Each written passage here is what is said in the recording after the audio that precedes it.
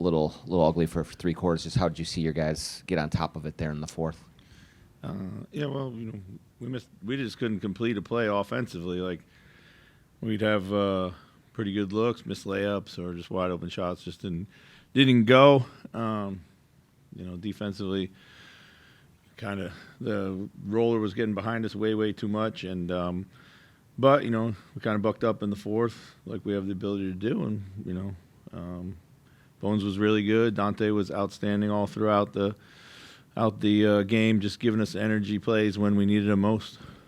How do you like the way that Bones just seems to be reading the game? Yeah, Well, just seems like he's taking advantage of opportunities as soon as they. Oh, I mean, listen, he's got a ton of game. He's super smart. He's a pass-first guy who can really score, rather than a score-first guy who can pass, and just gives us like that kind of point guard mentality. And he's got quickness and tricky shot making, and so yeah, really playing well for us. So Dante's always been a guy who's been able to thrive in chaos, but it seems like this season he's begun to incorporate that more into the flow of the game. Yeah. Is that something that you guys have talked about, or something he discovered? Or? I think he's just discovering. He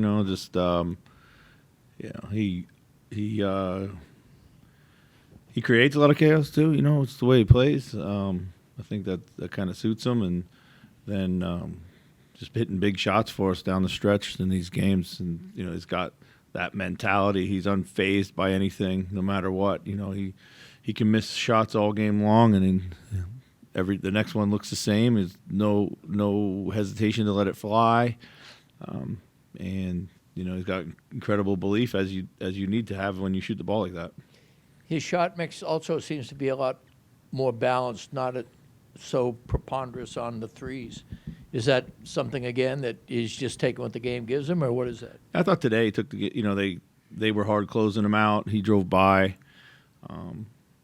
Just got a couple things, got loose in transition, got 50-50 balls, scrappy things, got an inbound tip steal or outlet tip steal, that type of stuff. So, that's when he's at his best too.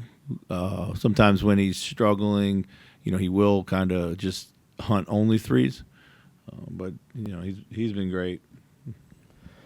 Maybe haven't always played your best or as well as you would hope, but you've won 7 of 8 here. Is there what is the value, or what is maybe the quality that's allowed this team to gut out some of these wins, even on nights when maybe you're not playing your best? Yeah, I think our composure down the stretch has gotten a lot better. Our ability to kind of make the right read, certainly shot making has helped in those moments. I think coming off of that week where we went to Phoenix, Sac, Oklahoma City, we talked about how we need to be better in closing games and the themes that popped up, and guys have done a good job of addressing that. Or maybe one or two themes where you've really improved that you've Well, seen. I think rebounding in the end of games has really improved, for one. I think that's one. Two, I think we've taken care of the ball a little bit better. And I think our execution down the stretch has, for large part, been a lot better. So, 19. You held the Kings to 19 points in the fourth quarter night. Rudy wasn't on the floor, and you've had fourth quarters during the stretch where he hasn't been on the floor much. But whether it's zone or tonight, what are maybe the things that you're doing defensively in those minutes without him, especially late in games, that has enabled you to not have to go back to him or rely on him defensively and still get stops? Yeah. We've been able to keep the ball on the perimeter. Really been able to kind of force them deep into the shot clock and keep it on the perimeter, and that helps everything. It helps our rebounding, I believe. We don't get distorted as much. Chris, with Rudy, it seems like he's a much better passer than he was when he came here, and a much more also consistent offensive rebounder or going. Yeah. What do you think that's been like for him to? I don't know if that's called developing those skills. How have you seen that grow over the fall? Yeah, it's been. We told Rudy when he got here we were gonna treat him like any other basketball player. We weren't gonna have a special set of rules around him, when and where we were gonna throw him the ball, and I just believe, particularly when you get to the playoffs, you gotta be ready to to play through whomever they're going to allow you to play through. And this year in particular, we've challenged Rudy to be better, even better in the pocket. We've trusted his abilities in the pocket, but he also has to get better at making the right decisions. And I think this year he's done an outstanding job of that. Trusting him to catch it and make the right play, but and just throwing it to him because that's what the defense is forcing us to do, and then making the defense pay. So it's kind of chicken and egg, but it's really been good. And his activity on the glass has been really, really outstanding for a while now.